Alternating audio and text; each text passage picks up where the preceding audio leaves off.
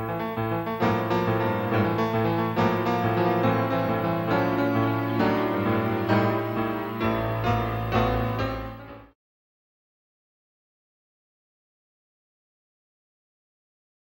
you're feeling cold here in the United States and rather strange and inclement weather, please don't think that global warming's all over and that it's all been solved. This is actually the splitting of the polar vortex, and we're going to talk about this in some detail. It's a fascinating subject, and it's happening right now. January 2014. Okay, this is 7 months ago. The polar vortex ripped in half. What? Yes, the polar vortex ripped in half. Let's talk about the polar vortex and what it is before we get into it. The polar vortex is a persistent, large-scale cyclone that circles the poles, and it is located up in the middle and upper troposphere, and it extends into the stratosphere. Pictures speak 1,000 words. There's nothing like a picture to really understand what is happening. This is what's happened. In November, our polar vortex still looked pretty normal. It was a six-sided structure. And you know, 6 is a very powerful number, right?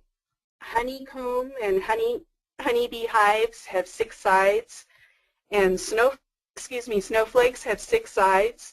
Polar vortexes also have 6 sides. If you look at pictures of Saturn, you can see that polar vortex, and it's a perfect hexagon. The hexagon is the most stable and natural shape in physical existence. So in November of 2013, things were still okay. And you can see 1, 2, 3, 4, 5, 6, our happy polar vortex. Now, in January, things started to go off. There was an invasion and a pushing from the Pacific, from the South Pacific and China. That big air mass pushed right here in Alaska and started to invade the Arctic, and it broke through the polar vortex. Normally that would have been fought off, but our polar vortex is weak. So this is the pathology that we've just talked about. Now when this hot air actually broke into the polar vortex, the center of the cold air split roughly in 2, and the cold air streamed down either side on the continents. And this separated the polar vortex into 2 separate cold centers. This is a map that shows you what has happened a little further on. The first was on January 5th. Now this is January 27th, and you can see here it's pushing hard right in, and it split it. This is the United States. One body, and it came right down the Rocky Mountains, which is right here. That's where it got its initial pull, and it came into the United States. California experienced nothing of this. They're still in drought and hot. Now, this is a temperature anomaly map from March 22nd. So 2 months after the polar vortex split in half, we had an amazing event.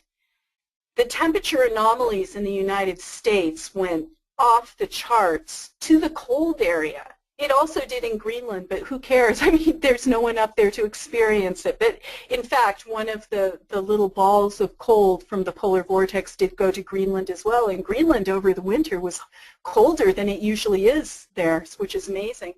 But here in the United States, this is where the big news happened. Anybody who lives on the East Coast will remember that it was a horrific winter. And here in Colorado, where I live, it was a horrific winter. It was really cold. But it wasn't cold because the Earth is getting colder. It was cold because the polar vortex and that actual air mass that we were breathing came and settled on our heads and brought its cold with it.